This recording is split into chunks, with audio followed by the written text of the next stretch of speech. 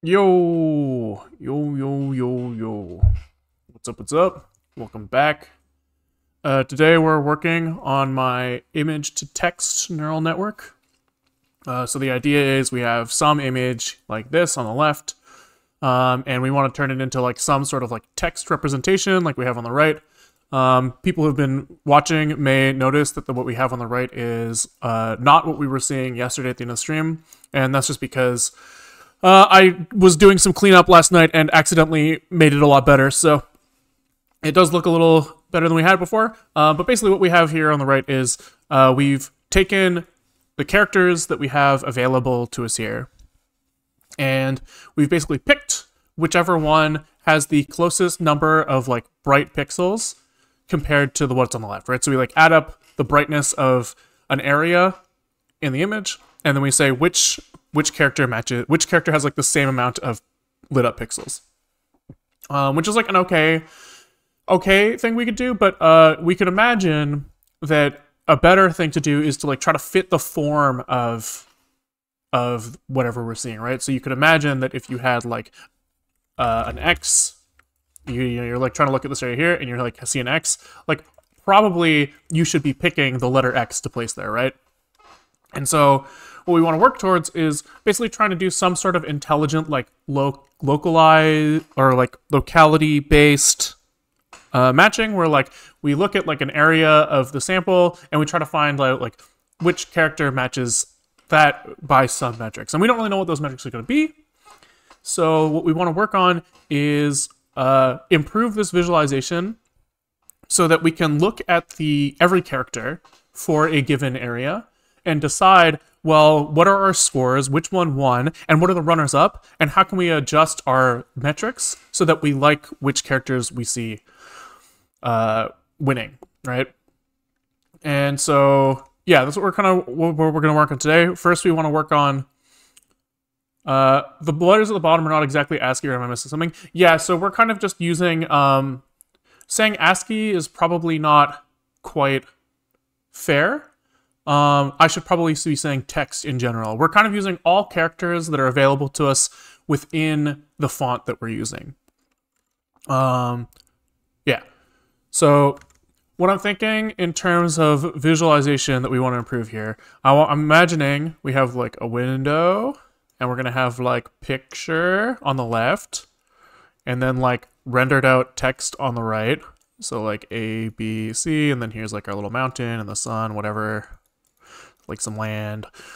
And then I'm kind of imagining that you can like draw a box, or maybe not draw a box because it's like a fixed size, but maybe like select a spot on this image that you want to look at. And then down here, you would have like, oh, I tried this character and it had a score of like 10. And then I tried this character and had a score of like 8. And I'm imagining that like these guys basically get sorted on the bottom based off of how good of a fit they were. And then I'm also imagining like maybe we show that sample kind of blown up somewhere. So maybe like we see this section kind of blown up as like this. And then maybe there's like a drop down here to choose like which version of like our labeling that we want to do, right? So we could say like brightest color, or best fit, or like difference, or like use some blurring, where we don't really know what algorithm we're going to use here, so we're going to be able to like select one essentially. Yeah, so I think we're pretty close there, and I think it's time to just start moving on it. So I think the first thing that I want to do here is I just want to like make a little thing in JavaScript so that when I click on this picture, we see something, like we see like a box drawn over an area of it. Yeah, so let's just try that. So I guess we'll leave this version or this window open so that it can just run the server for us, and then we'll pop open another editor for JavaScript editing. Just give it a sec. All right. So here's what I'm thinking. We're gonna have to have like some sort of like state tracking, as well as like some sort of like mouse click listener. So I'm assuming that like we're going to want some sort of class here with like some state in it. So we're gonna say what? This is like box drawer, I guess. And I actually remember like JavaScript class syntax. You can tell I'm rusty because I don't even know how to write a fucking constructor. Here, they write constructor. There we go. Constructor. And he's going to take in probably like the parent like element that he's drawing on top of. I don't know if parent is like a reserved keyword. It seems to be blue according to my syntax highlighter, so he might not like that. But we'll try it. It's not. All right. And I guess we will say what? We're going to make like some div, I guess, that's just like fully filled in. And I guess you could argue that he should already be in the DOM, but I'm just going to make him. Create element. What is it? Create element. And then I write div here, I think. And then we're going to append him to the parent. So we're going to say parent, append, child, I think. And I guess initially we're going to have like, we're going to have his X and Y be 0, 0. And we're going to have to set his width and height.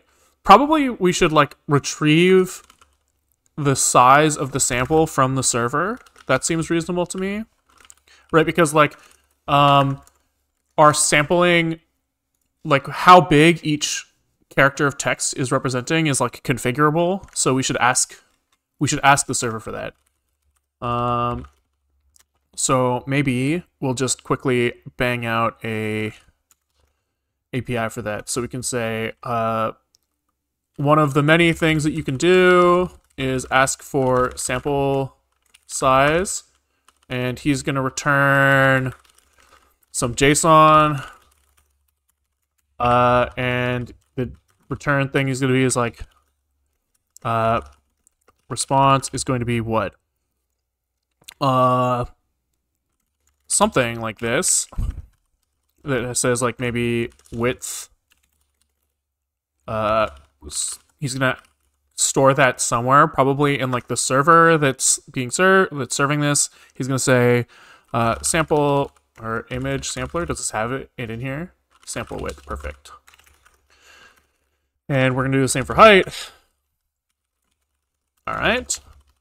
And then we're gonna turn that into JSON. So JSON dump string response, and then we're gonna turn this into a byte string by saying we were going to encode this, which just means like take the UTF-8 and dump it into some bytes, and then we're going to write that out.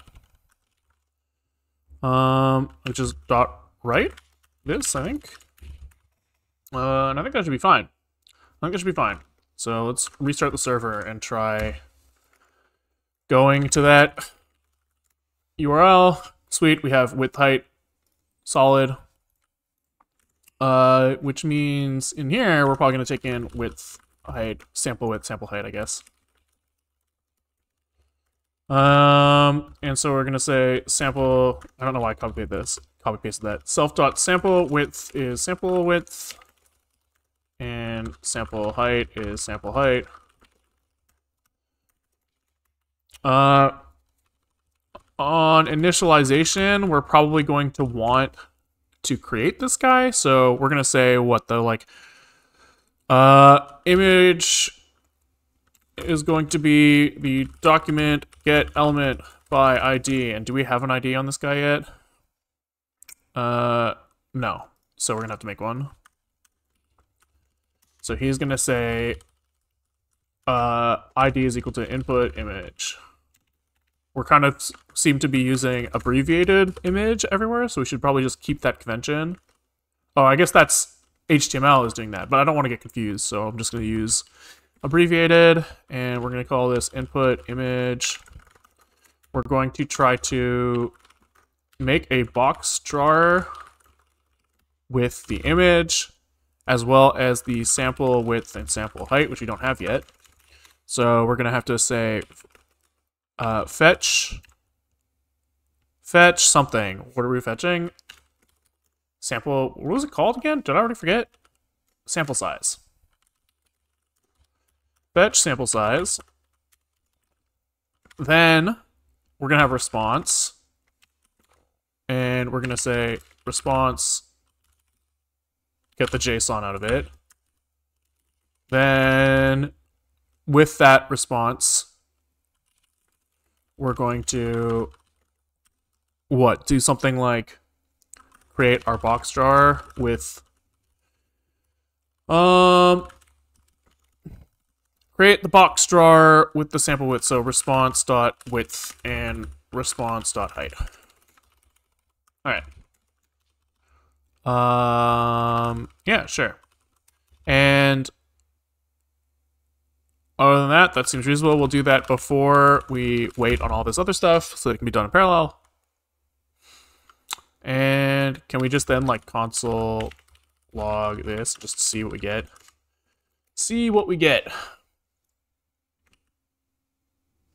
So here we did construct our object, and he has his width and height set to match what we got, which is pretty sick.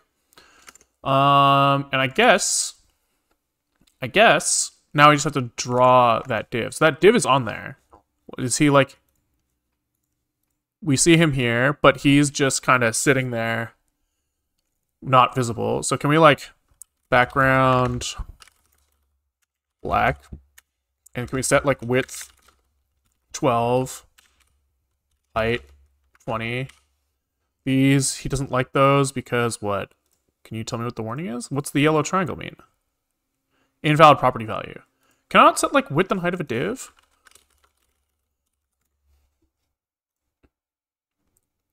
Am I high?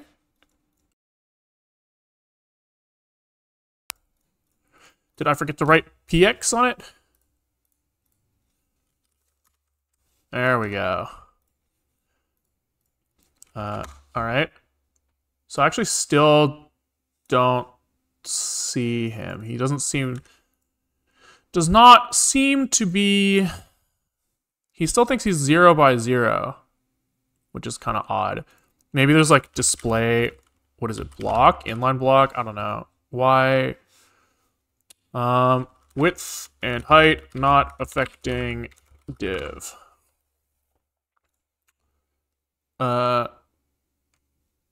You cannot set height and width for elements that display inline block, blah, blah, blah. Okay, how do I know?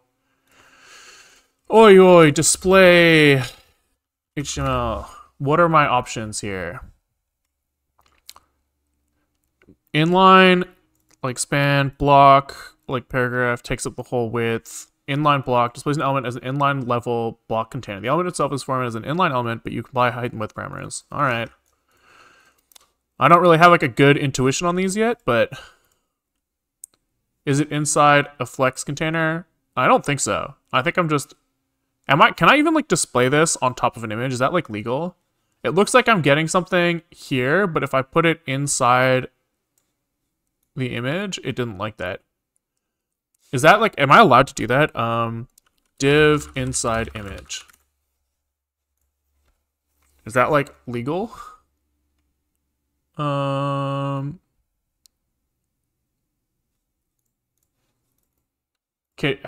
can I like div parent by image? Is that legal? I don't actually know.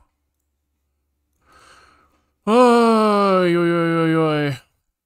maybe not. I mean, I have no reason to think that it would or would not be, because I have no idea what the fuck I'm doing.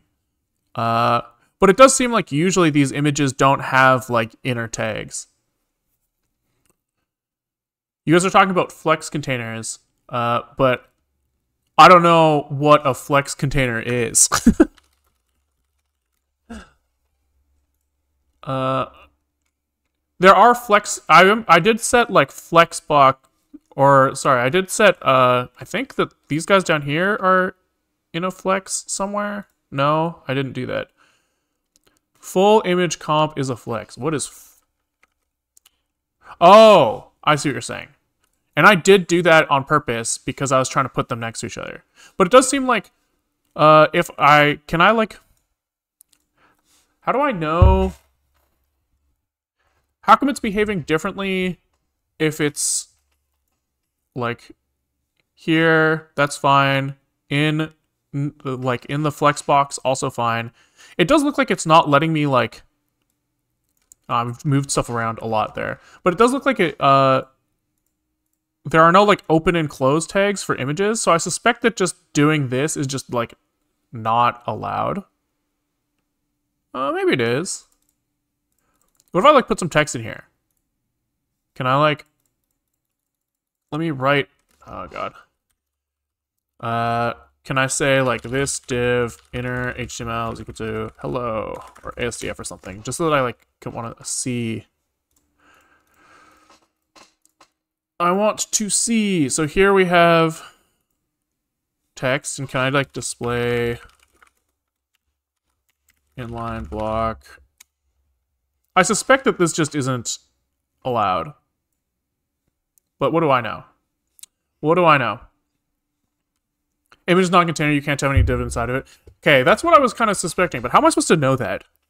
Image HTML containers? Is containers the word that I want to know? Image.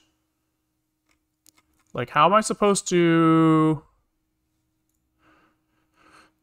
know what's like allowed to have children and what's not? HTML image cannot have child element. Oh. Cannot have any child. Aha! Here we go. Okay, this is a void element. What the fuck is a void element? Cannot have any child nodes. Okay. So, and these are the things that are not allowed to have children. So, if I look at the image tag, does one of the many, like, does it say void element? Aha! Okay. So, if I go to Mozilla's documentation, I can then say, see what's valid and what's not. It's annoying that, like, nothing's telling me. Like, I would expect if it goes, hey, you can't have any fucking children there. I would expect a warning somewhere to be like, yep, don't do that. But I guess it just swallows the error, which is fine. That's, like, fine. It's just I wish it was easier to discover. But that's okay. Okay, so we don't make... Like, this... Like, why does this, like, call even fucking work? Right? Like, parent.append child, if parent is an image, shouldn't it be like, no? Like, that's what, okay. Sure, whatever. So, instead of trying to call this a parent, we're going to call this, like, the target, right? Instead of the parent. And, we are then going to look at the target's parent, I think is a, can I look at, like, so I'm going to look at this guy, and I'm going to say, using console, and I'm going to say, parent. Is parent element or parent node what I want? Parent element and parent node, I assume, are different. Parent element, return property of a node returns the DOM's node's parent element or null. So what's the difference between this and parent node? The read-only parent node property of the node interface returns the parent of the specified node of the DOM tree. DOM's node parent element. Presumably these are different in some way, but if I type them both, where was I? Temp0 parent element, that's a div. Temp0 parent node. Elements are a type of nodes, but not all nodes are elements. That makes sense. So elements are like, I don't know. We'll have to, well, let's see. HTML, what the fuck is an element? Element is defined by a start tag, some content, and an end tag. Sure. So like anything that I would normally see in my HTML is probably an element, and I assume that nodes are like, you could construct a node that doesn't have like a thing that can be displayed in HTML. That seems reasonable. Seems reasonable. Text is also node, but not element. Okay, yeah, that makes sense. Sure. So I guess for correctness, parent element is probably what I want. And then I want to, is there like a way to append or put element adjacent to other element? JavaScript. God, you can tell how fucking rusty I am. Insert adjacent element is part of the element interface. Can I insert an example? So I create a div and I insert before begin. What the fuck is before begin?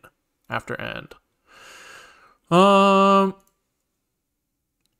how to insert an element, blah, blah, blah. Here we go. Function insert after, parent node, insert before, insert after. Okay, this is what I'm looking for. Yeah, okay. Okay. So insert before, and I guess I want to insert before the target. Okay.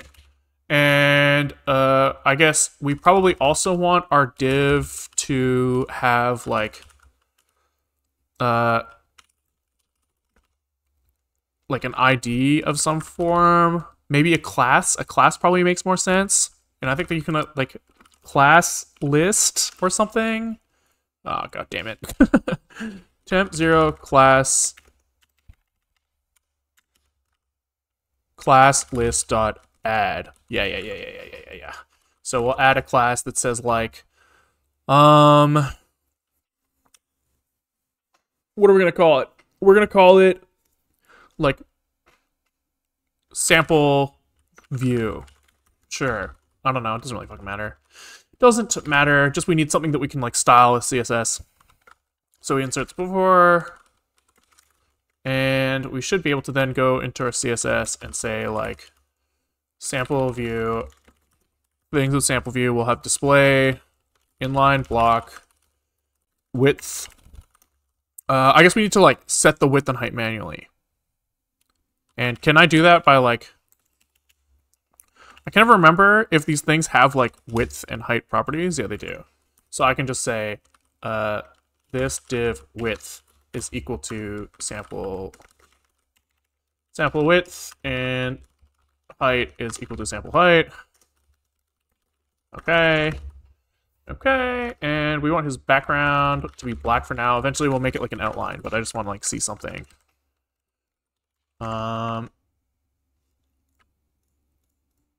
So I don't see my div inserted. Before, insert before. Child to insert before is not a child of this node.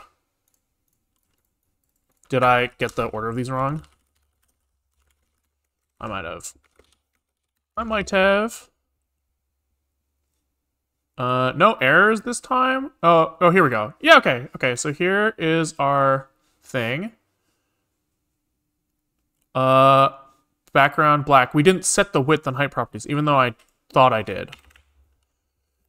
Oi, oi, oi. So, using console. So he has a width. Oh, does it need to be pix again? Fuck. So probably we do like some stupid string concatenation shit. Try that again.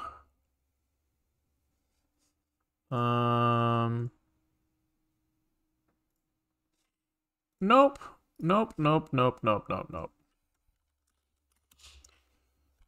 Set width height div JavaScript. Style.width. So why did it have a width property at all if it's like fucking useless? Oh, this guy's saying this doesn't work, so what does he know? They're saying to set attribute style width, or just use dot style dot width 500 pixels. All right. So like this?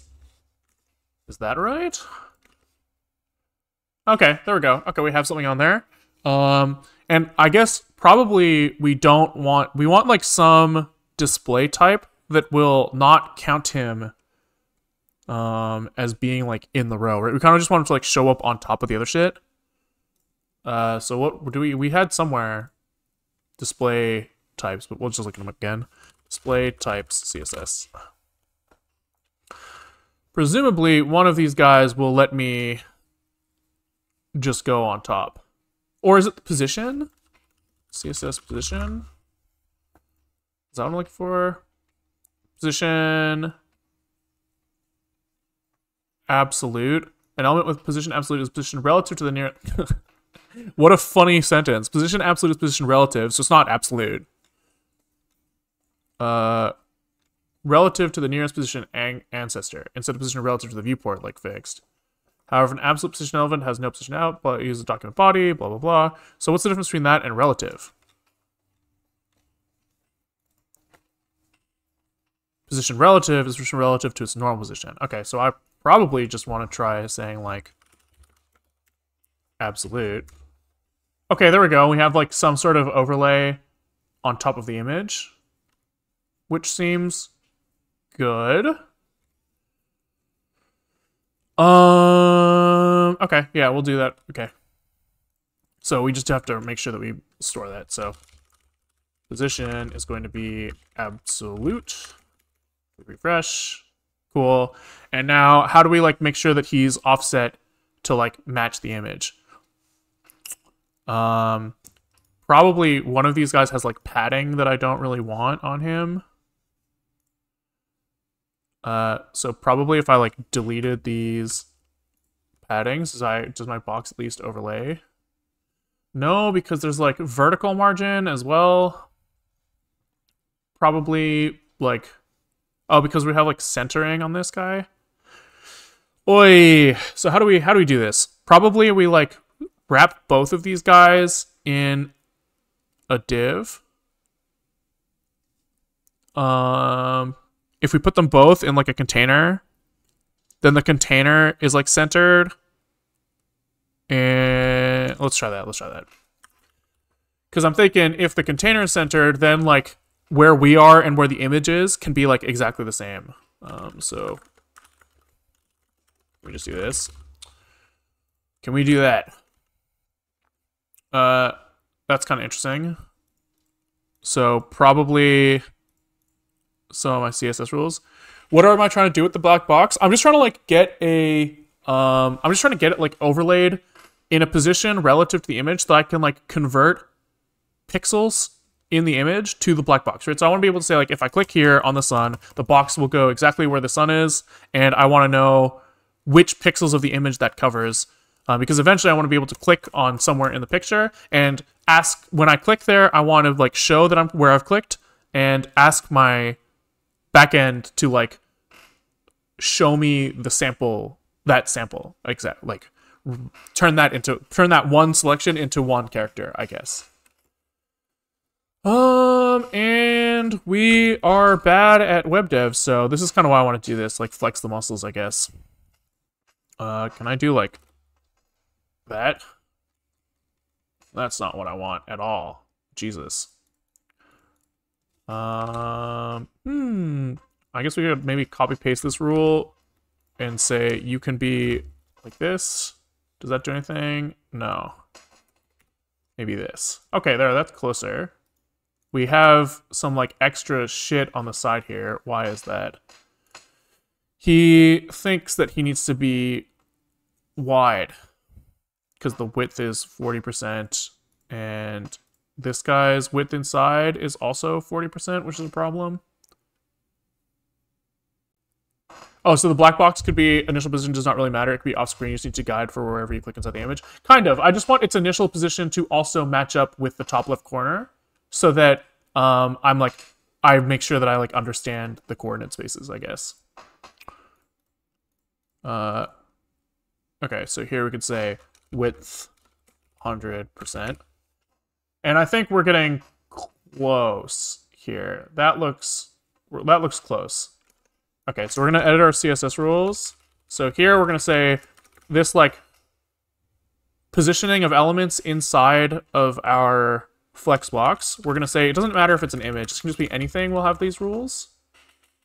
And I think that will start us in the right spot. And then what else did we do? We wanted to make the image inside take up 100%.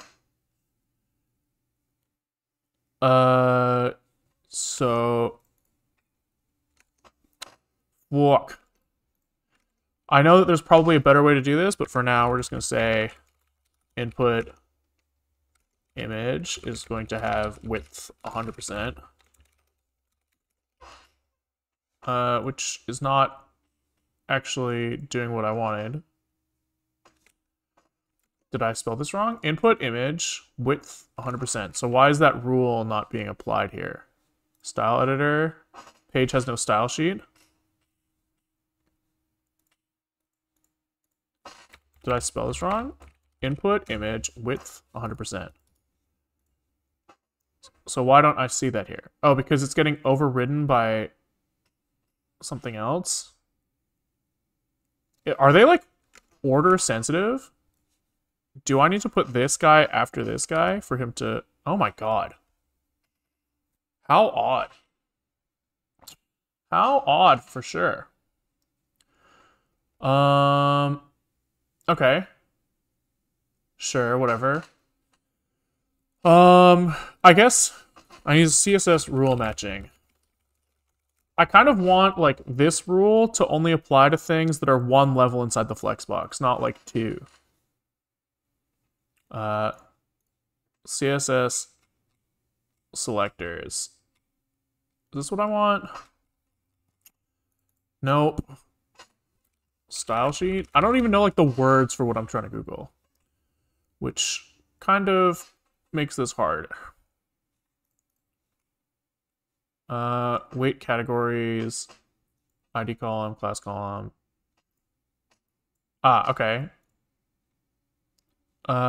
So there's just looking for examples that, like, I only want it to match one level in. God damn it. CSS match one specificity, is that what I'm looking for? CSS specificity. There are two or more CSS rules that point to the same element. The selector with the highest specificity value will win. Okay, sure.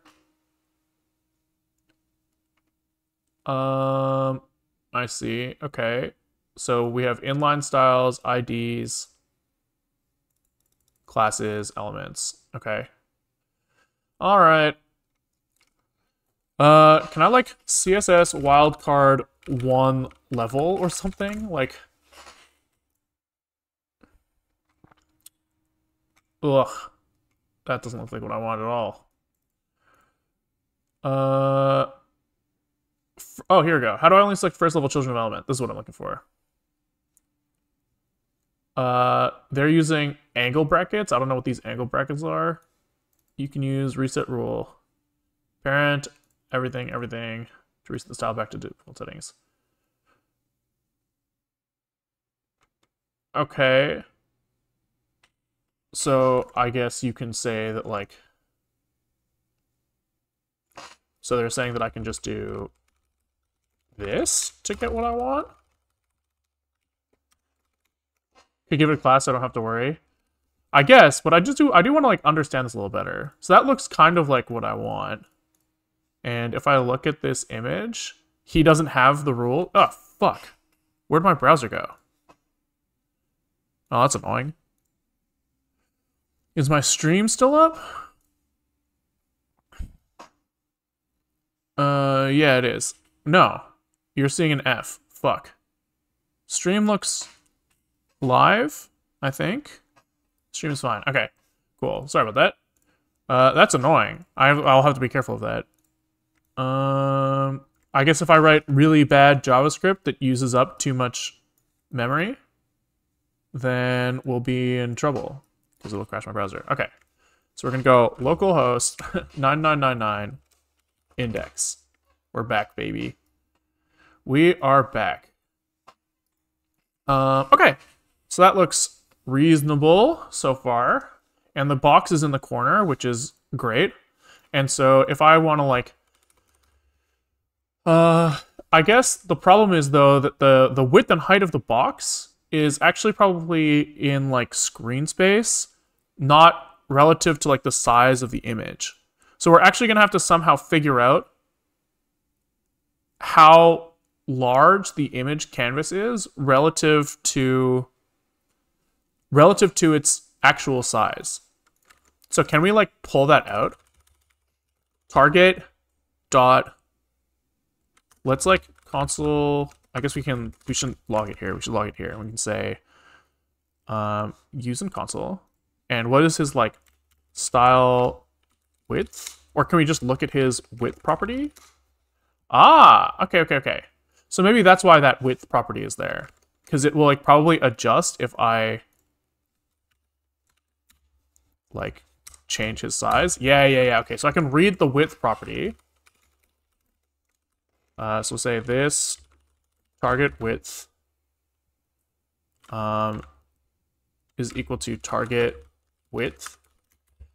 I guess we actually need to like attach to the width changing, right? Assuming like we can, if our width of the viewport changes, then we need to update accordingly. But we'll ignore that for now. For now, let's just say that we want to make sure that our for page load, the box is the correct size relative to the size of the image. So we'll say fix me, adjust add listener for image size change. Okay.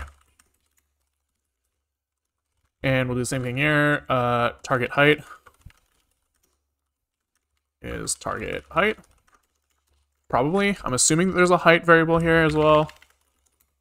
Cool.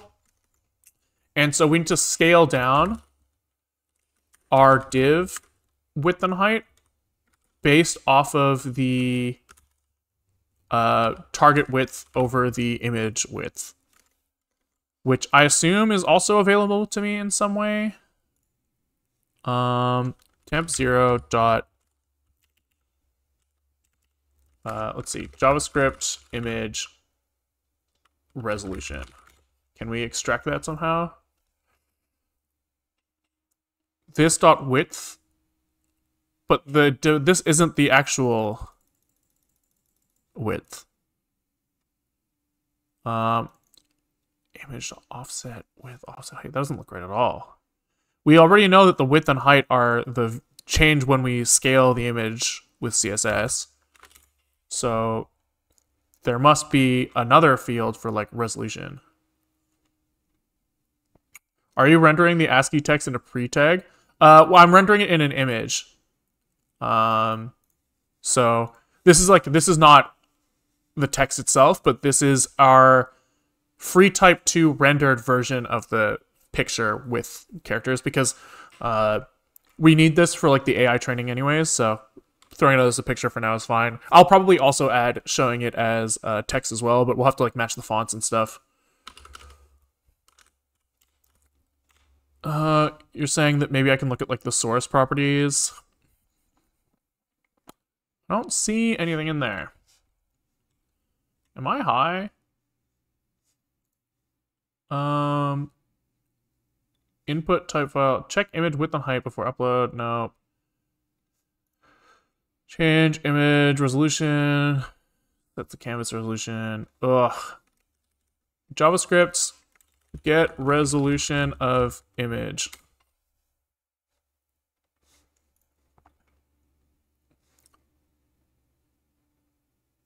Is it really just that like I have to check it before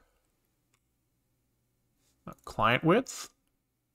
Natural width. That looks right. The natural width looks like what I'm looking for. Natural width. All right. What's like, and then we have, what else they say? Client width. Aha. Okay, so the width and client width seem to match up, but the natural width is like its actual resolution. Jesus. This is fun. I'm having a lot of fun. Okay, so we have its width, and we need to, maybe we check the width over natural width, and we can say width ratio and height ratio are these. Okay, which means that now we have our sample width times the width ratio, which for like the 5,000th time I spelled wrong. Very cool. So sample width times width ratio, and this times height ratio. And I might have to put these in brackets. Who knows what this like plus and times operator is going to do in the middle of like a string concatenation? Who fucking knows? So we'll put it in brackets. And what happened? Here, our width is, can we change this to 4 pixels? and the height is just totally missing. Did we hit an error? No.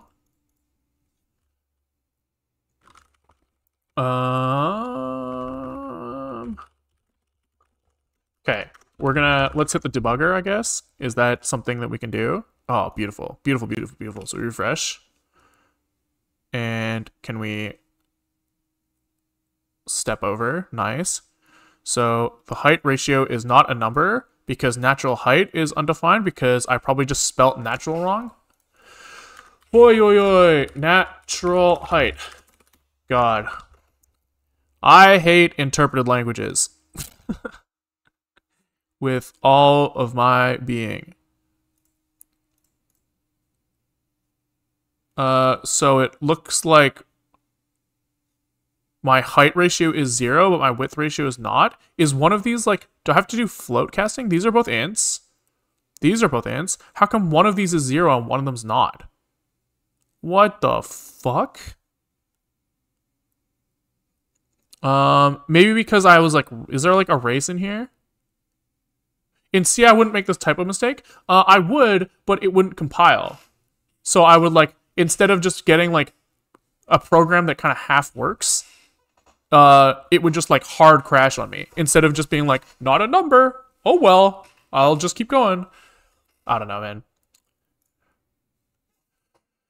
Yeah, I'm not saying that I wouldn't make the mistake, just that I would see it in a way that makes more sense to me.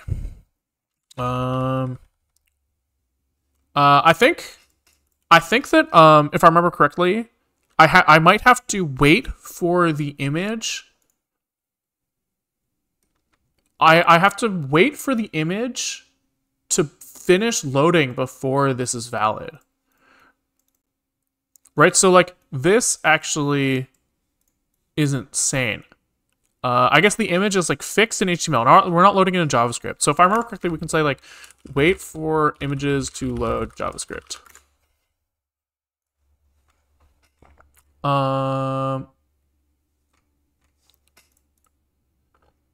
DOM finished loading event.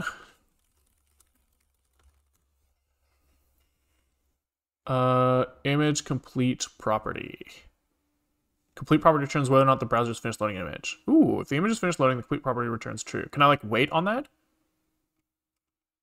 Body onload my function. Can I like wait on image complete JavaScript?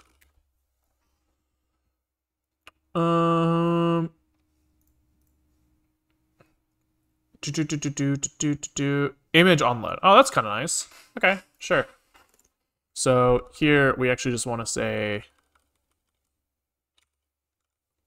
I guess, document, we get the image here and say image on load is equal to this or something. Let's see if that like at least runs my code, which it's not because image is null. Very cool, because I have to get it again down here maybe. Image is null at index.js 25. Oh, maybe because like, do I need to do like window onload here as well? No, why is image null? Am I high? Console log image. Null. But that is its ID. Document onload.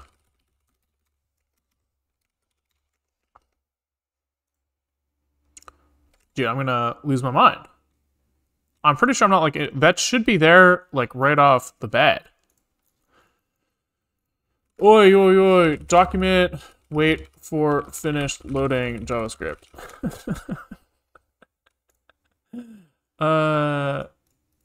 Alright. So, let's just try this. I'm not like positive this is it, but we'll try it. We will try it.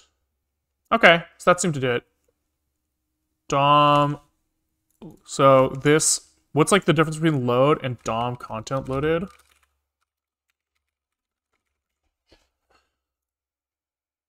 DOM content loaded. Event is fired when document has been completely loaded and parsed without waiting for style sheets, images, and subframes. Oh, okay. So that's probably sooner. Sure. All right. Cool.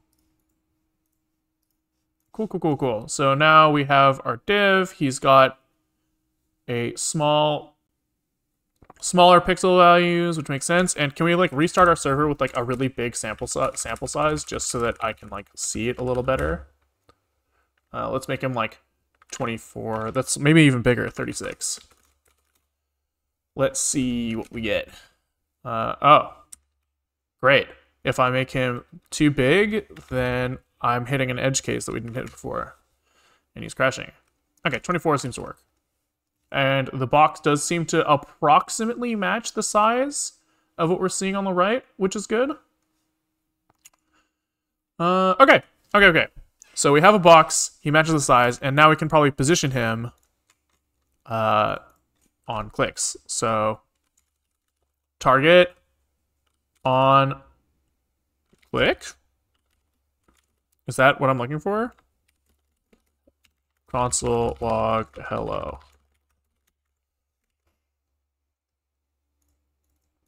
Can I like disable the glyph loading for now just because it's like slowing down the page? I don't want to think about it. Okay, so that seems to be good. When I click, what do I get? Like event probably. And let's log the event just to see what it looks like. So we get a click with a target. And where on the image I've pressed. So if I press it like the very tippity top left. Oh, I can't click on the top left because the fucking box needs to be, what is it? Like mouse. There's like a way to like allow mouse pass through CSS. Pointer events none. That's what I'm looking for. Pointer events none. So now when I click on the top left, even though the thing is there, cool. And I'm getting a client XY of like 14, but I would expect something smaller. Offset XY, is that what I'm looking for? Offset XY on this last one is still 0. Client 349, layer 349, page 349, screen X. But I want something that's like relative to the target. Can I at least get like the target position? Yeah, I guess. Target. I'm assuming that somewhere I can like get the position of the image here, X and Y, and then I can just subtract that from where I clicked probably. Let's try that. We'll try looking at the event target X minus where we clicked. And that should give us like our X position relative to the image. Backwards, sorry. Event.x minus event target X. So here we have, yeah, that looks about right. Cool. And then we need to multiply that by the ratio. Like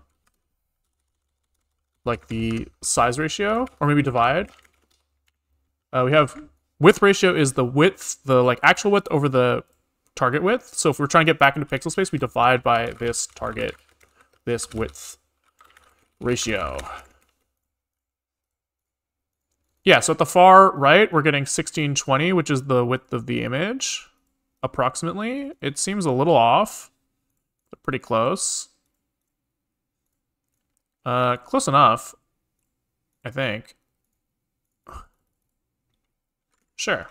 I guess we actually want to make sure that this is loaded after style sheets and stuff. Maybe that will affect this just a tad. Maybe not. All right, fuck it. Fine, that's good enough. Good enough.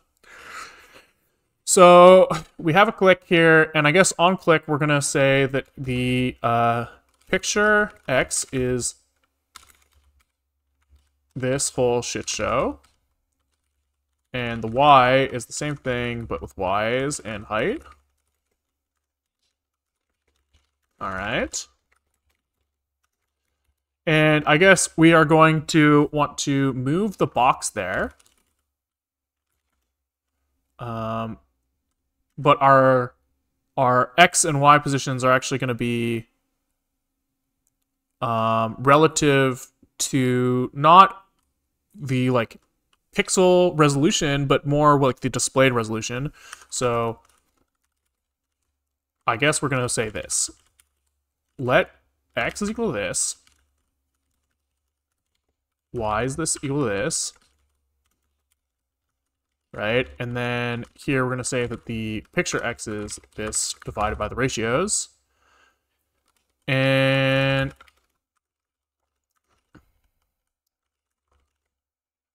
I guess for now, we can just try to set the div's position. I'm assuming there's like a style X.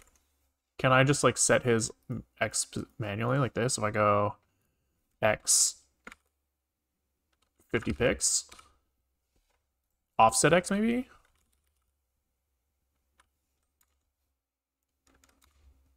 How do I, like, CSS offset div? What the fuck? CSS set element position XY. Left and top. Here we go. That's what I'm looking for. So here, if I say left 50 pixels, why doesn't he like that? Left has no effect because it's not a positioned element. Position property is something other than static. Oh, because I'm looking at the image. I was trying to do this one. Left 50 pixels. There we go. Okay, yeah, okay. Easy. Easy, easy, easy. Left and top. So this is going to be X and Y. And that's not doing what I wanted. But let's look at the div and just at least see if those are getting applied. And they're not. They are not.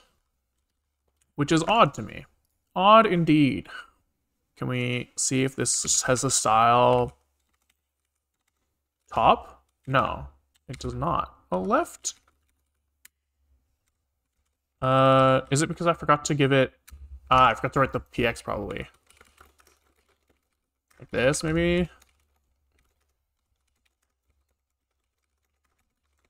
We're making a lot of mistakes, but that's okay. We're learning. Oh, there we go. Okay, so that's interesting. When we click here... Ah, okay, so its initial left and top position actually wasn't where the image was, which is kind of interesting. That is definitely interesting. So how do we get it back to where it was? I guess we add back in... Hold on, where were we? Here we subtracted the target X and Y, but we just shouldn't do that. Yeah. So EV... Here we just use EV here. So many coordinate spaces. But that's looking right. He's tracing correctly. And I guess we're going to have to limit him so that he can't go off the bottom corner, but that's okay for now. That image turning blue, also annoying, but will live. And I guess it would probably be a little nicer if we could click on, click on the center. But it's okay. We'll do fluff like that later. So after all of this, we're going to want to issue a request to the server to update the position. And maybe instead of it won't be stateful, we can ask the server to give us data for that specific sample. That seems reasonable. Which means we're gonna have to do some Python work. So we can look at our visualizer.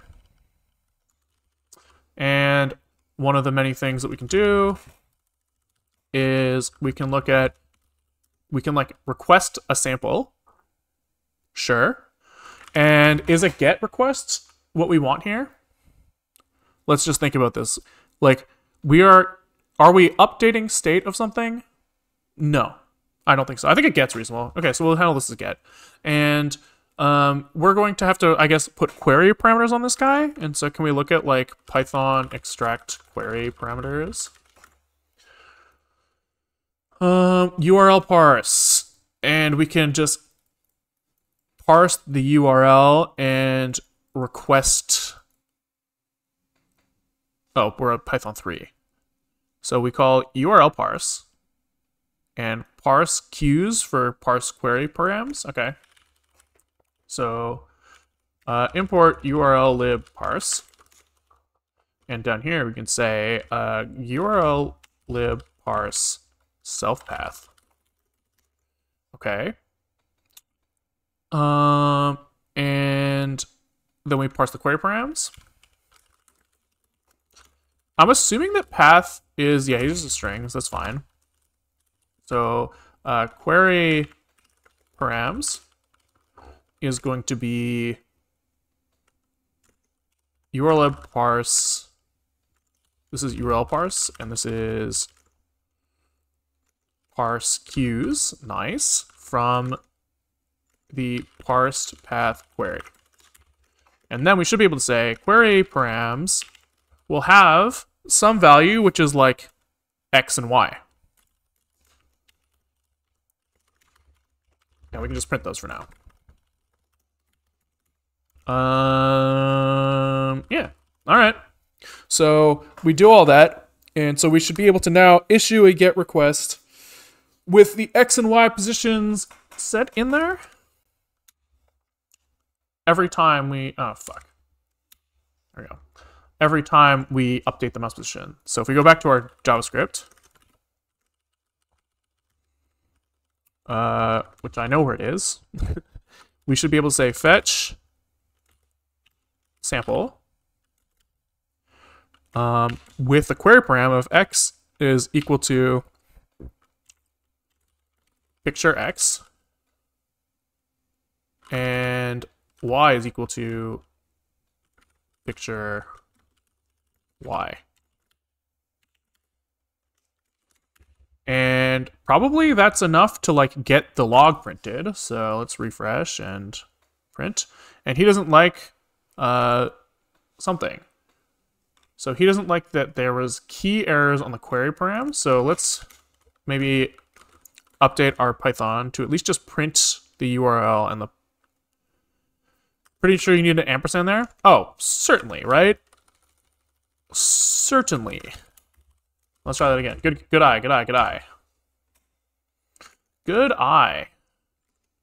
Okay, here. So at least now we have our X and Y positions.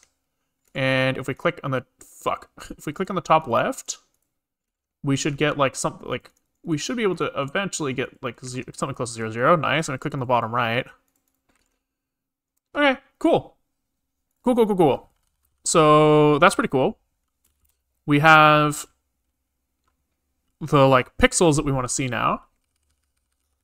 And so now we should just be able to like actually extract those. So we'll say self server image sampler image. And we're going to take that image and get from like X to Y. So we'll say why are these in arrays? That's kind of weird.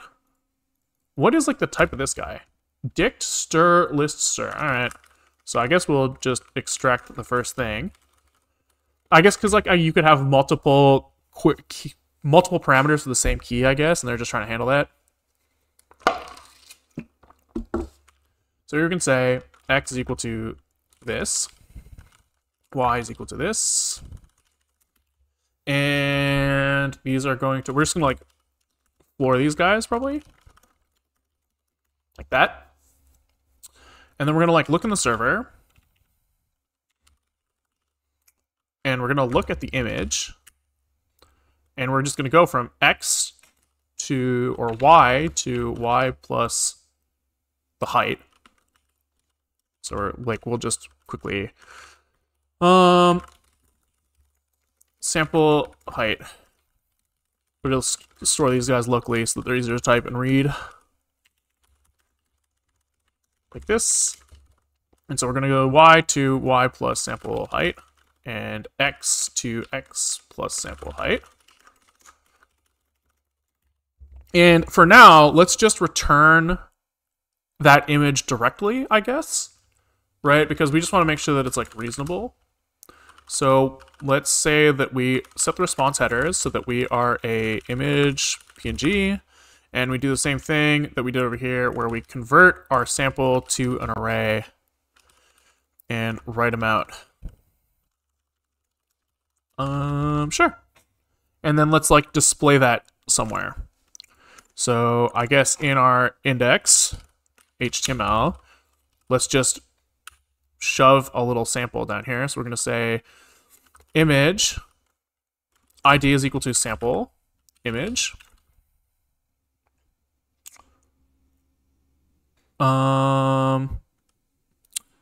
And I guess we need a source on this guy.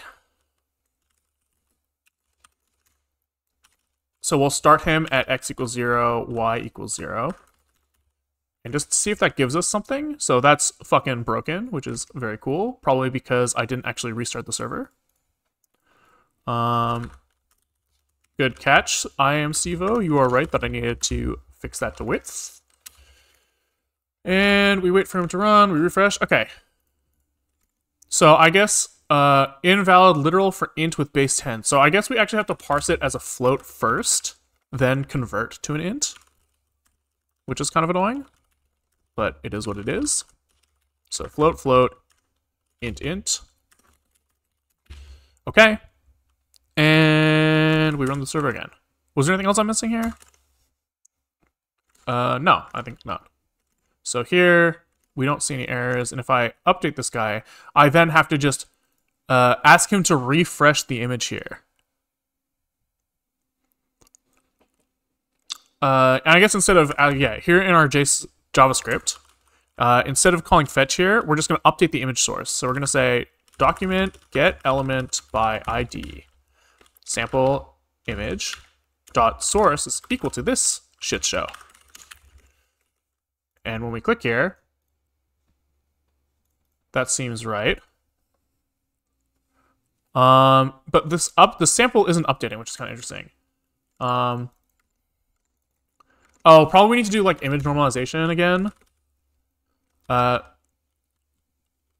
Is this one of those like times 255.0 things because we were in normalized space instead of 8-bit integer space? Possibly. We'll find out. Can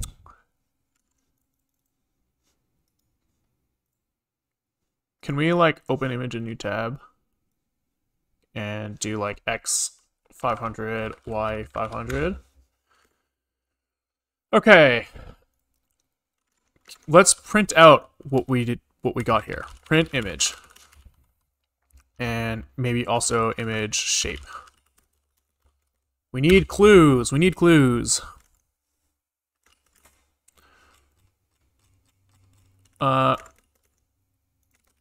So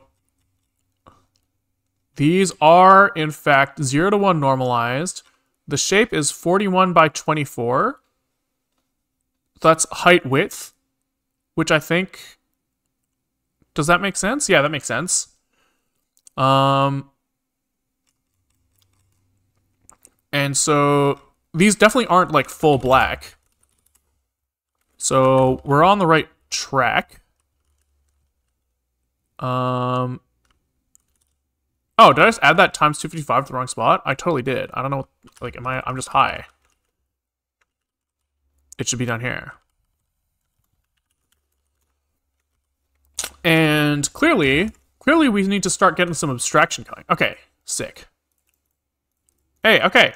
Nice. There you can see the sample here updating where I click. and it approximately matches, which is pretty sick. We probably want to blow it up a little bit. And then we also want to show like the sample output, right? This is only the input, but we want to render an output for that. So maybe we'll call this sample input.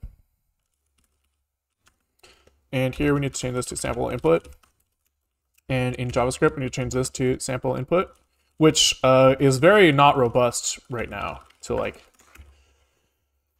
changes, but I just want to get something down, and then as usual, we'll fix it later. Or we won't fix it later, and we'll just say that we'll fix it later. We'll acknowledge that it's shit, right? And then leave it that way forever. Leave it that way forever.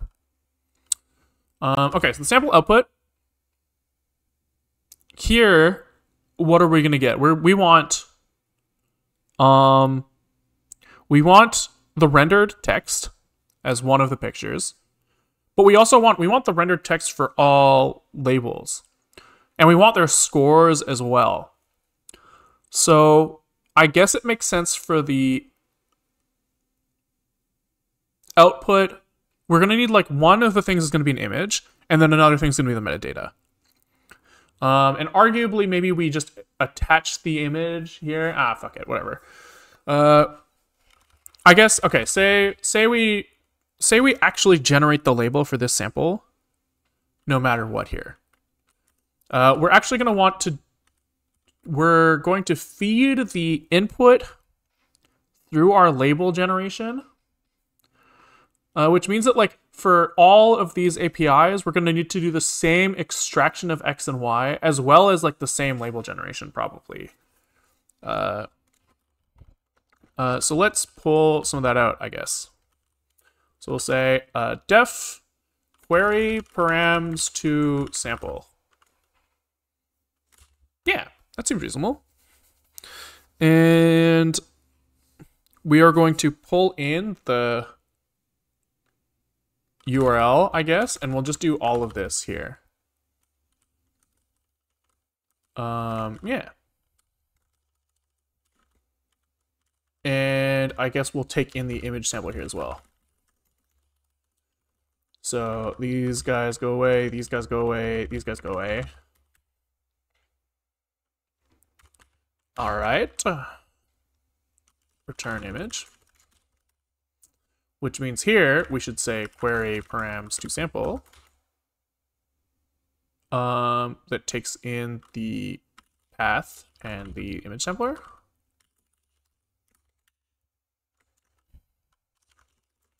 And we'll quickly just rerun the server there to make sure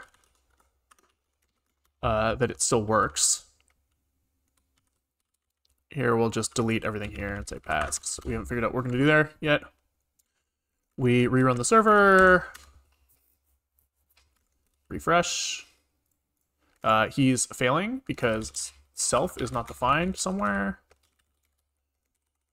Presumably here. Yeah, so here we're going to take the URL like this. Forgot to change one of those. Refresh. Otherwise, looks like he's still working, which is good. And now, when we generate the output, what are we going to do? We're going to get that image. And then, presumably, we have to get, like, we have to generate the labels, which we do somewhere. Somewhere we have label generation. And so we just have to figure out where that code is.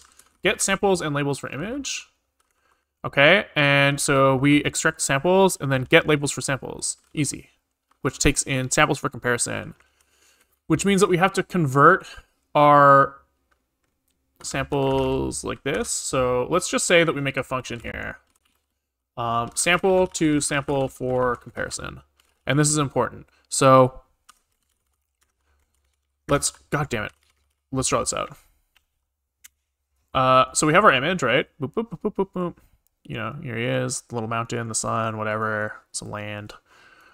And we might like want to sample something. We declare our samples in like this space. So this is like 1080 or 1080 tall. right? And then we say, like, we want to convert this amount of area to it, like a 12 or 24 by 48 something area, into a character. Now, our characters might not take up that same amount of space, right? Our characters, like, when we render them, they might be, like, I don't know, 12 by 20 or something. Doesn't really matter. Just, like, different numbers. And so what we do is we kind of, like, reshape this guy into another image where who'd end up being, like, this 12. Let's make it, say, 12 by 24 just to make it, like, 2 to 1. So this second image for comparison is going to be the same thing, but he's going to be 1080 over 2, which is like 540 by whatever. And he's just like kind of smaller. He's got the same image but smaller. And the reason we do that is because like we might want to do like comparisons to the glyphs in this case. So when we are generating our labels, we generate our labels from this guy, not from this guy. But we train on this guy. So we say like take this input and like generate the label generated from this guy.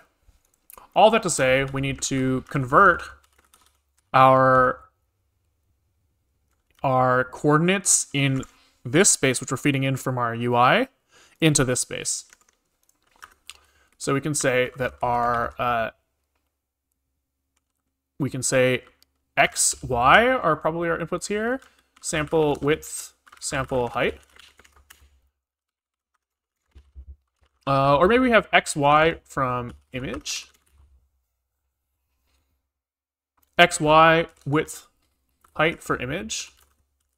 And we take in image for comparison. Does that make sense? X, Y, width, height, image. Yeah, that seems reasonable. That's probably what we need here. So all of this stuff is going to be very similar. So we say num samples for image. So we have our image, width, height. And it looks like we don't actually need the XY, but we will later. And so we're going to call this sample width and sample height. For, just to make sure that like we understand, W and H aren't very descriptive. Now we have the number of samples that are generated for this image. And we then can take those number of samples and say, oh, this is now the sample width and sample height for our our comparison image. And now we just have to convert our x and y into that as well. X is equal to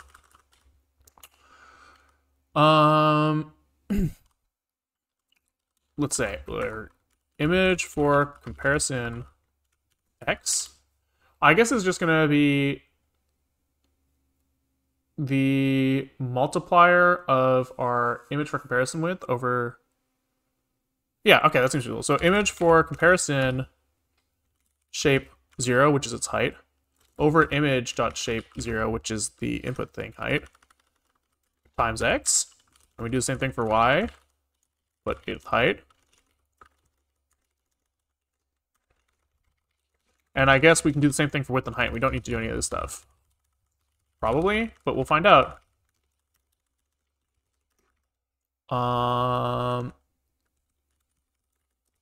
Sample width and sample height. All right. Okay, and so then from here we can just say image for comparison.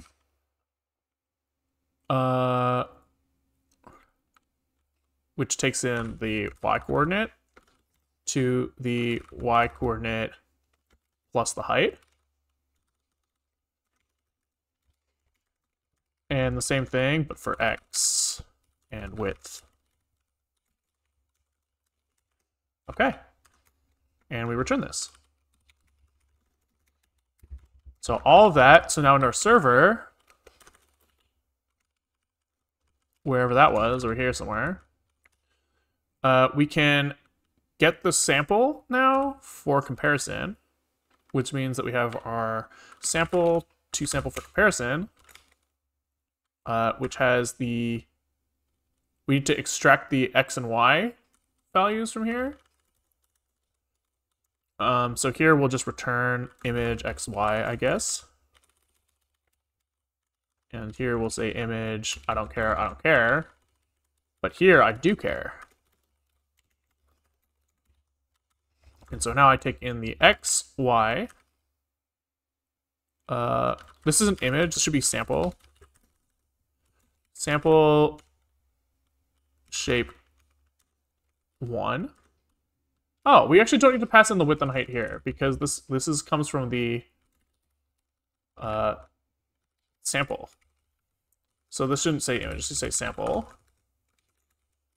And now we have a problem because now our image is not the full image that's input, but the sample.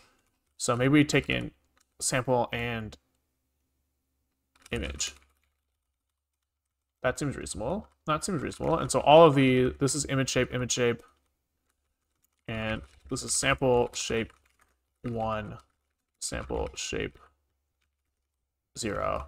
We have our width and height fucking swapped again everywhere. So this is, width is always the second index and height is the first one. So let's just make sure we get all those right. Okay. Sure. Sure, fuck it. I don't know. That's not like the best API, but we'll live. Sample. And then self server image sampler image and self server image sampler image for comparison. Okay. Output sample is this, and then let's write that guy out and just see what he looks like. So this is, we'll just call him image here so that all of the rest lines up. And all of that, this is actually not what we want. This isn't the output, but this is our like downscaled or upscaled output. So we can at least check, use that as like a sanity check. Okay. Use it as a sanity check so that we should see the thing on the left and the right, or the two versions will look the same. So let's copy this link and instead look for a sample output. And the connection was reset, so we have a problem. We have a problem, which is coming from the sample to sample for comparison, and probably all of these guys should be incast. Because ints divided by ints get promoted to floats, because why the fuck not? You know? You know? Okay. So now the question is if I click here, and I open this in a new tab, and then I change this from sample input to sample output, and open that in a new tab, and I toggle between those two, do they look the same? And I believe the answer is yes, but you can see one's kind of fuzzier. Well, maybe you can't see that on stream, but one is fuzzier, and that lines up with the fact that one's like a downscaled version of the other. So we're on the right path. Now that we have a sample for comparison, we can actually generate the label. So we can say extract, no, not samples. We can say label. What's the fucking function called again? We had it somewhere in here. Get labels for samples. Get labels for samples. And here we have our image and our glyph cache. Self server image glyph cache image sampler glyph cache. Okay, and then we can put the label over here. Oh no, we can just return the image. So here we'll call this sample for comparison. We will use this in our labels for samples, sample for comparison. And we probably need to reshape this a little bit so that he has one sample. So I think it's actually unsqueeze is the term for this. We'll see. Let's just print the shape of this guy. So I'm pretty sure that's right, but we've been wrong in the past. Then we have a label. Then we can generate the label. We can look at the label and the glyph associated with them. So we can return, not return, image is now equal to the glyph cache at that index, which I think is like this. I'm not sure. We'll see. We will see. We got to try something. So let's open this in a new tab and switch this to sample output. Output. Output. Look at that. Okay. Wow, that actually worked surprisingly well. So now let's show both of these on our main page. Sample image. We'll call this input and output. Which means in our index JavaScript, we need to change this from sample image input like this, and we'll do the same thing, but for the output. And we've spelled output again, output. And here we change this to sample output. And now we do maybe see that this lines up. Let's kind of see if we can match something that we see on the right side here. So over up on the top, we're seeing a lot of these these characters, which kind of makes sense. And the very up tier, we saw we see this pattern, which is like this pattern here. So I think evidence is saying that this is working, which is pretty cool. Pretty cool. Yeah, it's sick. So the last piece that I wanted to do was I also wanted to see all the characters, not just like the successful one, but I wanted to see all characters' scores. Oh, that's so cool. And so how do we do that? Right now, our function to generate the label, get labels for samples, he only returns like the best version of this guy. And instead we want to extract all versions. For all glyphs, what are your scores? So I guess we just break out most of this into its own function. We'll call this get scores. Get glyph scores for samples. We have some samples for comparison and the glyph cache. Everything else is the same. So we copy paste this function. And we should say returns n, c, s. Yeah, where n is the number of samples, c is the number of possible characters, s is the score.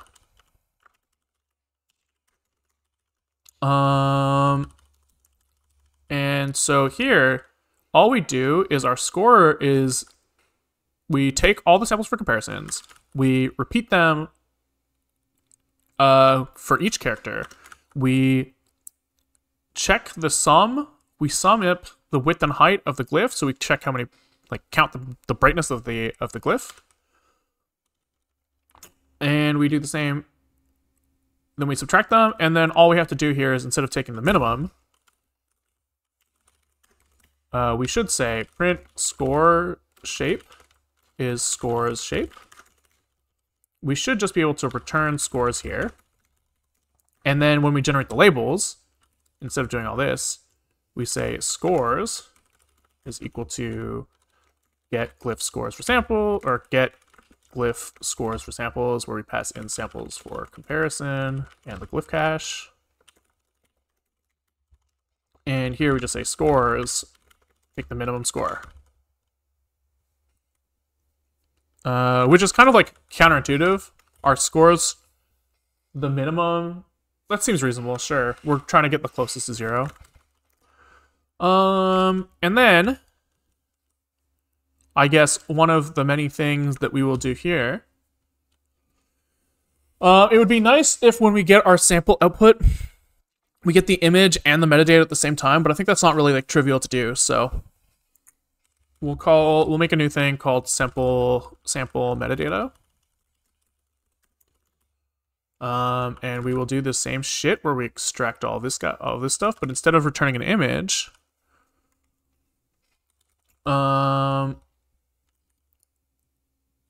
we will get labels. We'll say like, get glyph scores for samples, where we have one sample.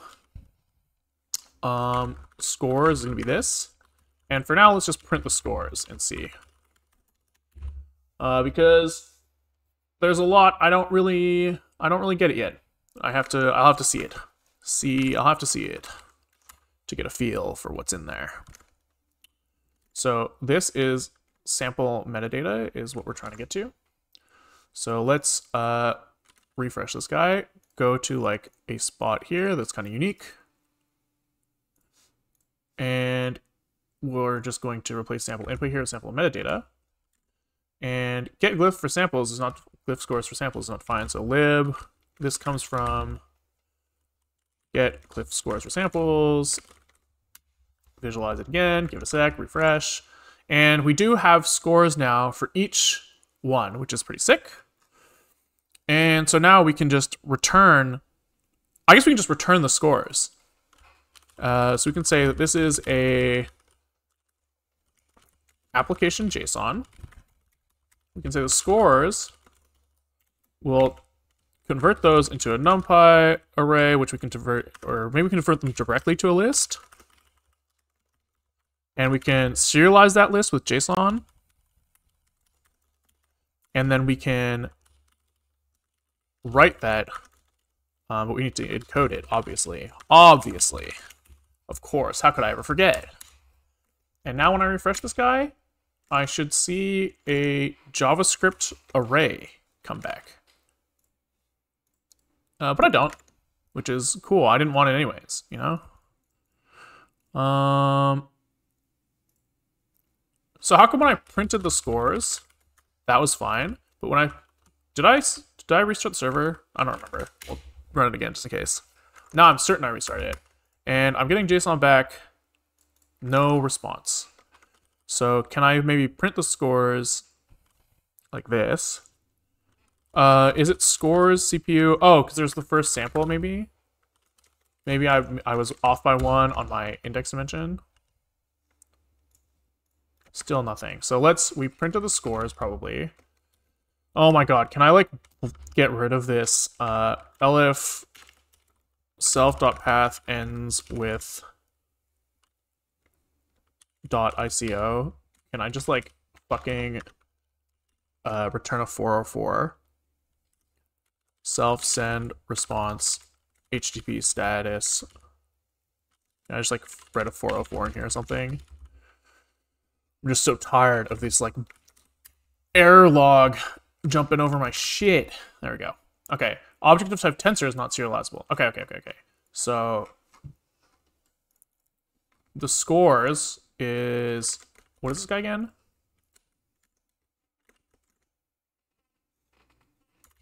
Refresh. Why is he not? Oh, okay, here. Object of type tensor is not serializable. So here I print the scores somewhere, which is a tensor like this. So I need to take the first index to get the 1531 scores for each character, and then turn that into a list. So if I do CPU 0 and then turn that into a list, does that not look sane?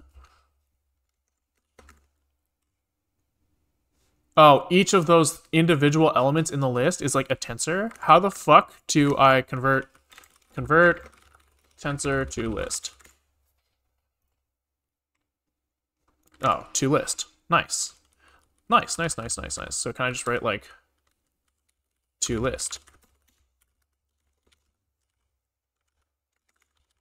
And so we can say scores is this. Print scores, just double check, and JSON dump the scores. All right, oops. We visualize, we refresh. Okay, so now we have the scores for each item, and we just have to put these next to the images. So maybe what we do is when we, in our index JSON JavaScript, here we fetch all the images, and we make like image elements for them. I guess what we have to do now is put the score next to each element. So we can put like, I guess there's going to be some state associated with this now as well, because we have to like track, which image is which DOM element. So we'll call this like class glyph list or something. I don't know. Fuck it. Doesn't really matter. There's a constructor who takes in nothing. And I guess that's not true. He's going to take in the glyph list, or num glyphs, I guess. He's going to do this loop down here, where for each glyph we create an image for him. Except now we're also going to stash that. So we're going to say this images is equal to, or maybe not, we're not going to have an image, we're going to have like a full div for it. So we're going to say let div is this, document create element div. The image is going to be part of the div. And we're going to append the div here. And I guess inside the div, we're also going to put like the score.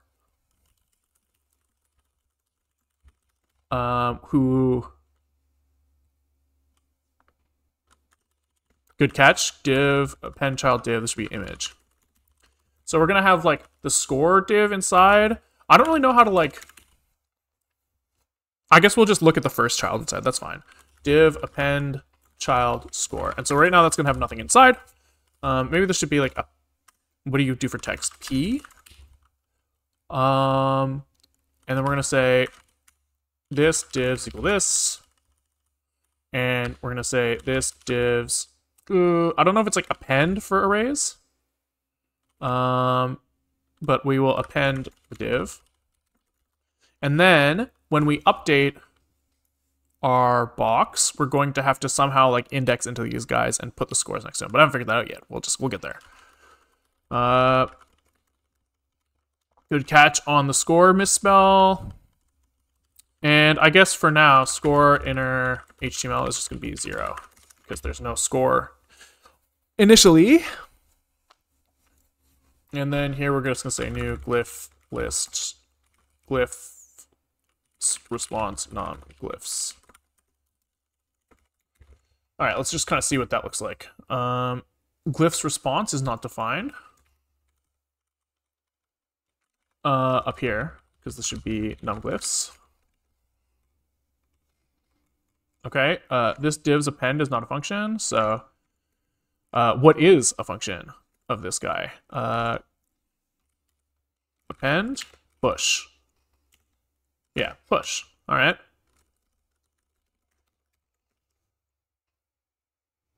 Okay, so now each image has its score there, and so now we're just gonna have to say, we're gonna have like a function update on this guy, I guess.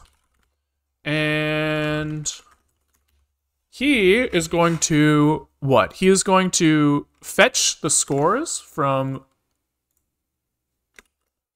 some API. So we're going to have to actually say update with an X and Y position. He's going to fetch from here.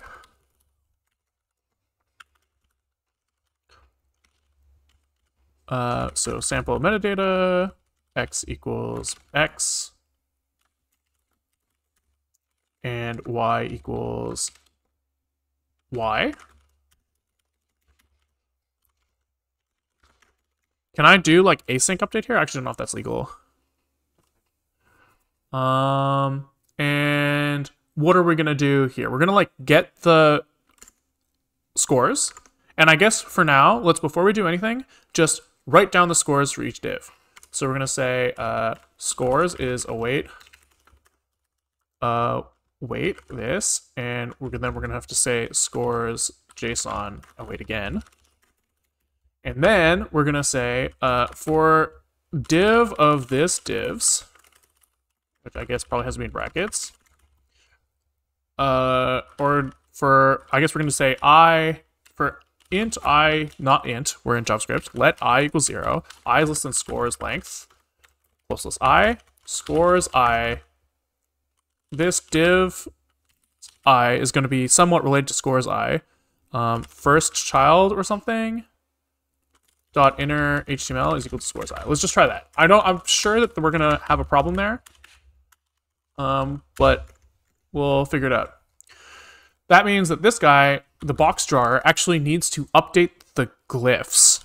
I don't know if this is the, like, or the glyph list. I don't know if this is how I would actually want to do this, but for now, we're just going to say this glyph list is equal to glyph list. Usually, I would think that this, like, we would do some sort of, like, more event-driven thing. But that's okay. And so then on click, we'll say this glyph list update with the X and Y position. And let's just kind of see what happens. So I think we have this glyph list update is not a function, probably because we didn't pass in the glyph list. So here we say somewhere, glyph list is equal to this. And we need to somehow like get that guy here. Which is annoying because he doesn't exist yet. So I guess now we can't do it this way. We actually need all of this stuff to happen here. I don't know if you can like await inside a promise like this, but I guess it'll be very apparent very quickly. Await is only valid in async functions. Yep. So can I make like an fuck. So I guess we say we have to like chain this together somehow, which is annoying.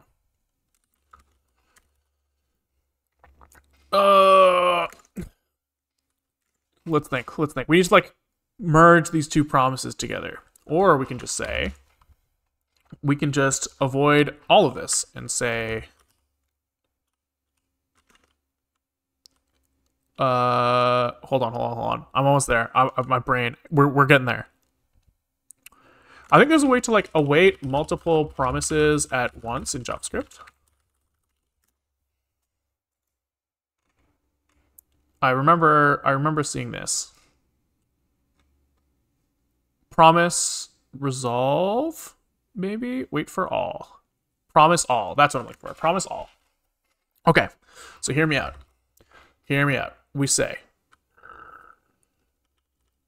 on load, we fetch the sample size. So sample size is this.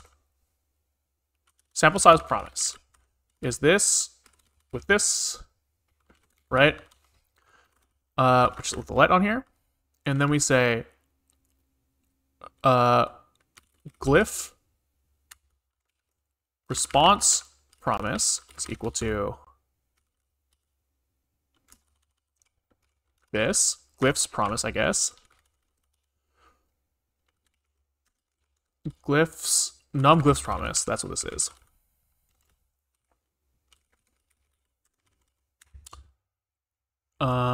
Which then has a then response goes to response JSON. Then we can say let sample size num glyphs is equal to promise all sample size promise num glyphs promise. So we do all of the fetching in parallel. And we also have to wait for image on load. Fuck. Which is fine, because then we can just say image on load. Once we have all this shit, take in the sample size and the num glyphs and just run this shit.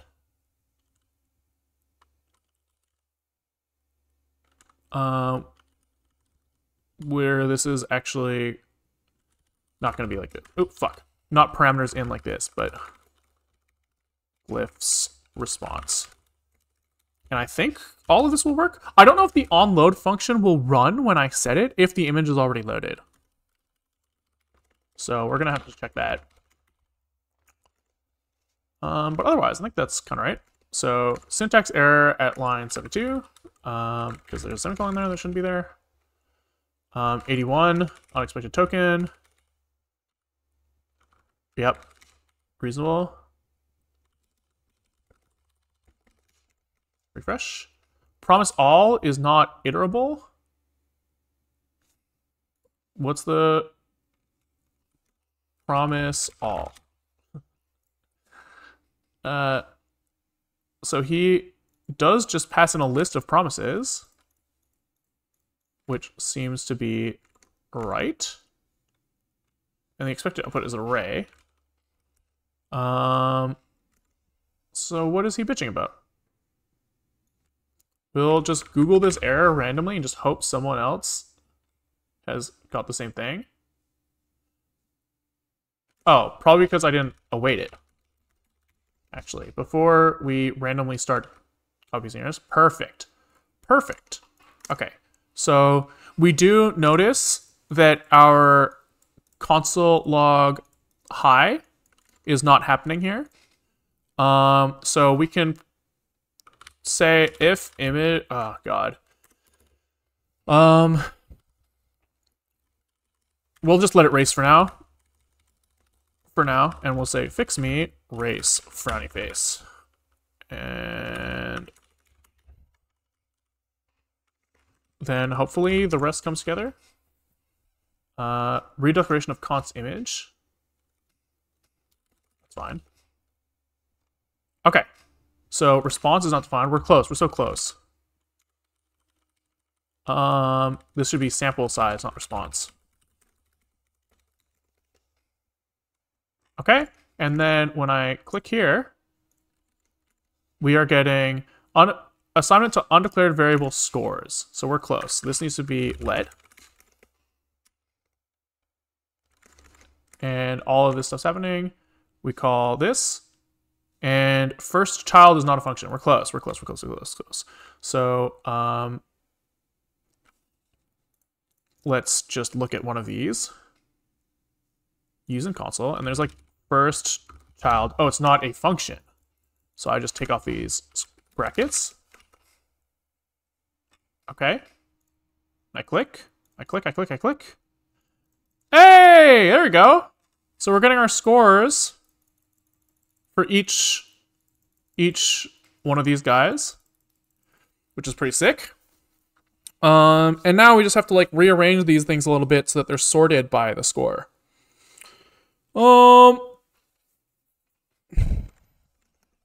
So how do we do that?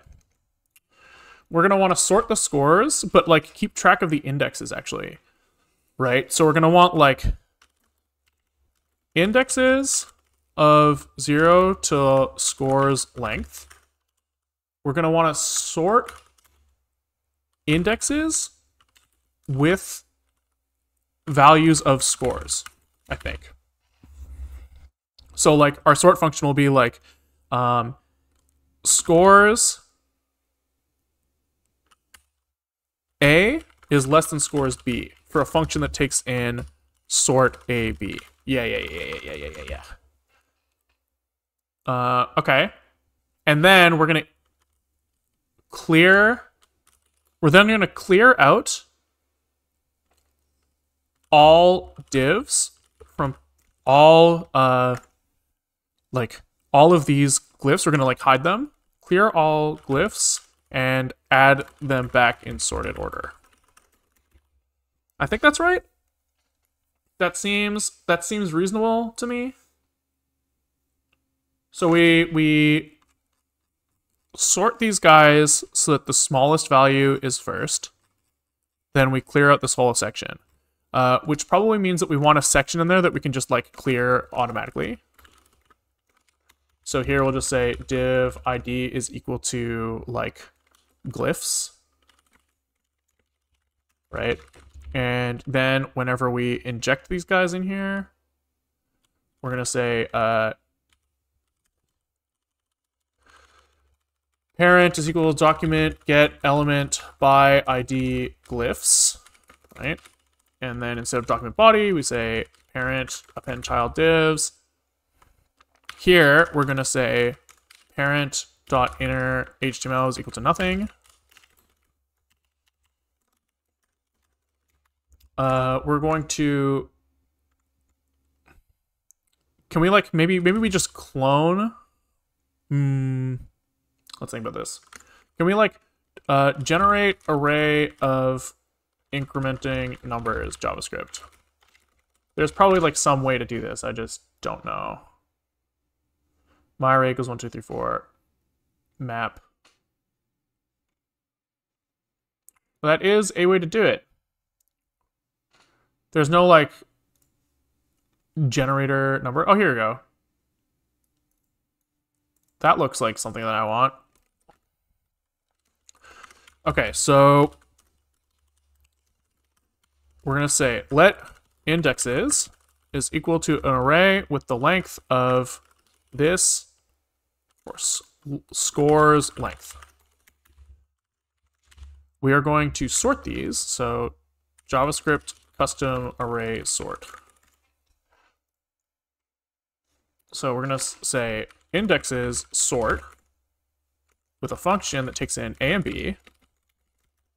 And we're going to say scores A if scores A is less than scores B,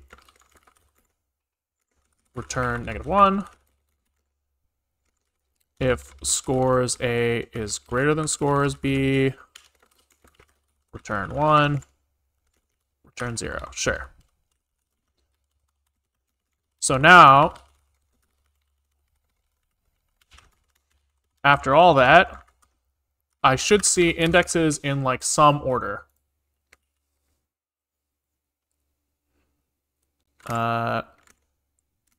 Refreshing does not seem to be doing much. Okay, here we go. And let's try to look at the console log, and I will click on somewhere. And I see an array of indexes that are sorted in a non-monotonically increasing order, which is sweet. Which is sweet. We actually probably want to like reverse this because we want the smallest thing to be first. And then we can just say for let I is equal to 0, I is less than scores length plus I. We clear the parent and we say parent append child. This divs, this are indexes I. And maybe that's right.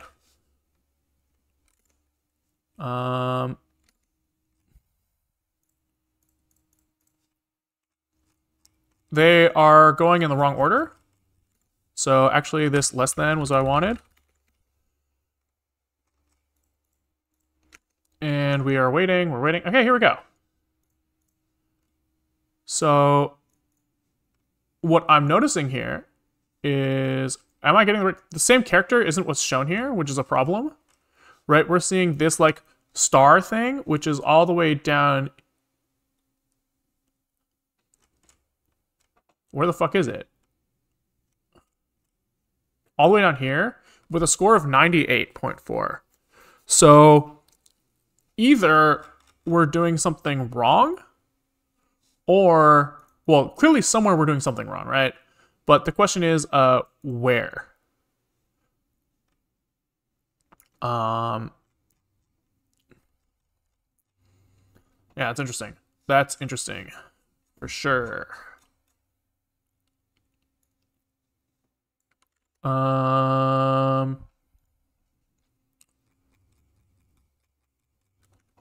Let's think about this. Where do we want to start debugging? I guess we can start debugging in the JavaScript. So let's log the scores and then log the sorted indices. And we'll see if those two at least match each other. So we click somewhere, right? Boom. So here we get that the 1382 is the smallest one. And so can we like look at that? 1382 has a score of 1.184. And that is what we have logged here. Then the second one should be 1299. So do we see that 1299 does in fact have that score? Nice. Can we then maybe look at this image and see if he's trying to show 1299? So he's showing 1302. He's showing 1299. So that's interesting. So these scores, assuming that the scores are correct, I guess assuming that what we're getting back from the server is correct, we seem to be sorting these correct. So then the question is like, why the fuck isn't this matching up? And so he is running with 767.3, 373.73. Can we look at the network maybe? Let's look at the network and see when I click. Let's make sure that like who is run when I do that. So he's still waiting for like 1 million images. And then, aha! So we're just using the wrong XY index here. We're not matching them up. So here our update shouldn't be taking XY, but should be taking picture X and picture Y. And now we'll wait for all these images to load again. This is kind of an oh! We crashed our Firefox again. Very nice, very nice. Which means that I'm going to have to pull up my stream again because this is using the same fucking browser. And I don't want to miss out on chat messages because I keep fucking crashing my browser. Looks like my stream is still surviving, which is good. Very nice. Big win for me. And localhost 9999 index. Okay. So we'll click here. And okay, now the scores are matching up, which is sick. So I can like click on this and I can see that I'm getting like, all right, that's pretty sick. That's pretty fucking sick. Obviously we could do better, but that's enough to provide value. The last thing I wanted to do, just like as a quick finish up, quick kind of wrap up here, is I wanted to try adjusting the score function instead of just being purely based off of number of pixels that are bright. I wanted to try to like subtract one image from the other and see how close they were. So we're going to adjust our score function here. So here, what we were doing before is we were just summing up all of the pixels in the sample, summing up all the pictures, all of the pixels in the glyph, and then subtracting them. I'd like to see, instead of summing them up, I just want to like not sum them up. Yeah, that's what I want. So, sample, we need to do what? Samples for comparison minus glyph cache. So samples for comparison is n height width. The glyph cache is c height width, where c is number of characters, n is number of samples. And so to do a subtraction that broadcasts correctly, I think we need this guy to be nc height width, which means that here we need to like repeat, interleave, repeat, interleave. We want to repeat c times on dimension 0, which will put this into n times c width height, I think. I could be wrong here. So we're just going to print samples for comparison shape. Like this. So I expect this to be nc height width, and so then we should just be able to samples for comparison reshape nc height width. Like this. And then we should just be able to subtract. So we should be able to samples for comparison minus glyph cache. absolute value it. So this should be now, scores should be n, c, height, width still. And we just want to sum the absolute value of these so that we have NCS. Yeah, so we say scores is equal to scores.sum dimension on dimensions 2 and 3. And so now we should have NCS.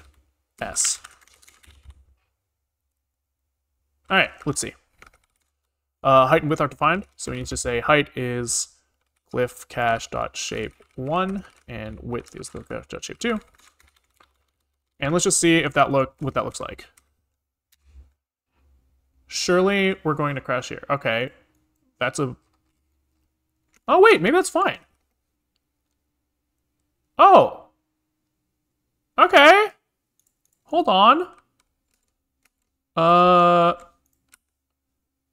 Cannot convert nan to integer. Okay, so we've got some problem with XY parsing, which is kind of odd. These aren't working correctly, but that's a pretty cool visualization there, at least. What's going on here though? Is my console transferring data? What's he trying to run here?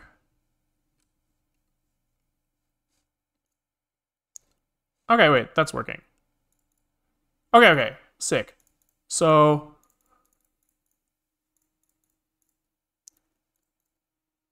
okay, so what we should see is on like boundaries of bright to dark. Let's see. Down here, we're seeing like, depending on where I place this. Oh yeah, that's so sick. So as I move this down from dark to lighter, we can see that like we are getting characters that are adjusting where, oh fuck, where's my, yeah, where the line between dark and light is. That's kind of neat. I think probably I don't like this metric as much as the last one. It would seem like very contrasty. But overall, that's pretty cool. So we can see now which characters are matching. We can see the output result. And so I think we're at like around 2 hours. That's pretty cool. Pretty happy with that.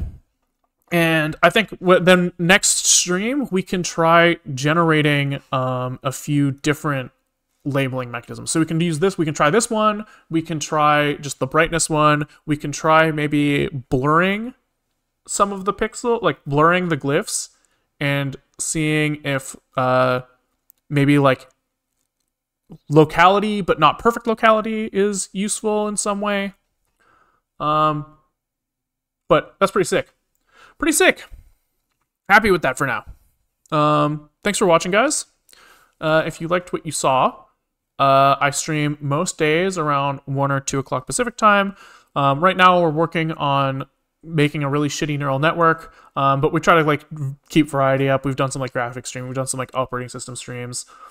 Yeah, so I'll be streaming most days around 1 or 2 with a variety of programming stuff, 1 or 2 Pacific time. And if you want to watch on YouTube, there is a YouTube link in the Twitch description. And if you're watching on YouTube and you want to come, you know, help me with my typos, tell me that I'm shit at programming, say whatever, there's a Twitch link in the YouTube description. There's a GitHub link to this project, or I'll link it in the YouTube description, and I'll link it in chat too, in case you guys are curious. I'll try to keep it like semi up to date. Otherwise, yeah, I think that's it. Thanks for watching, guys. Catch you on the next one. Bye!